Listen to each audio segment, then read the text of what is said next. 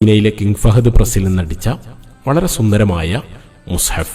നമ്മുടെ പള്ളികളിലും മദ്രസയിലും വീടുകളിലൊക്കെയുള്ള വളരെ സുന്ദരമായ എഴുത്തുള്ള ഈ മുസ്ഹഫിലെ എഴുത്ത് ഒരു വ്യക്തിയുടെ കൈയെഴുത്തക്ഷരങ്ങളാണെന്ന് എത്ര പേർക്കറിയാം? അതും കോടിക്കണക്കിന് ജനങ്ങളിൽ ഓതിക്കൊണ്ടിരിക്കുന്ന ഈ മുസ്ഹഫിലെ അക്ഷരങ്ങൾ എഴുതിയ ഭാഗ്യവാൻ ഇപ്പോഴും ജീവിച്ചിരിക്കുന്ന ഒരാളാണെന്ന് നിങ്ങൾക്കറിയുമോ? അദ്ദേഹത്തിന്റെ പേരാണ് ഉസ്മാൻ ത്വാഹ. 1934 സിറിയയിലാണ് ഉസ്മാൻ ത്വാഹ ജനിക്കുന്നത്.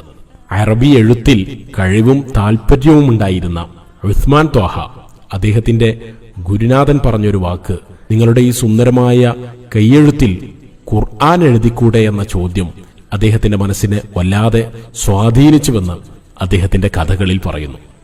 1988 സിറിയയിൽ നിന്ന് സൗദിയിലേക്ക് വന്നതോടുകൂടിയാണ് അദ്ദേഹത്തിന്റെ ജീവിതത്തിൽ വലിയൊരു വഴിത്തിരിവുണ്ടാകുന്നത്.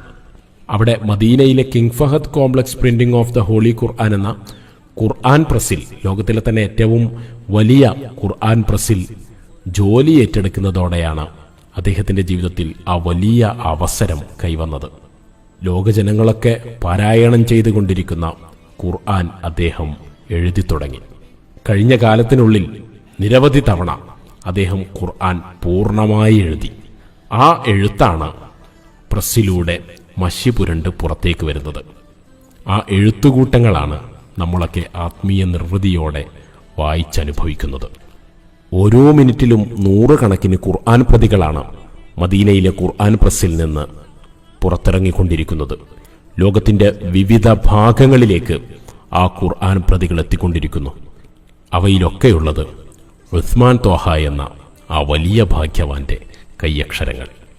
പടച്ചോൻ നൽകിയ ഈ വലിയ ഭാഗ്യത്തിൽ ശുക്ർ ചെയ്തതൊക്കെയും പടച്ചവൻ സ്വീകരിക്കട്ടെ എന്ന പ്രാർത്ഥനയോടെ അതിന്റെ സന്തോഷത്തിന്റെ കണ്ണുനീരുമായി മദീനയിൽ ഇപ്പോഴും ഉസ്മാൻ ത്വാഹ ജീവിച്ചിരിക്കുന്നു.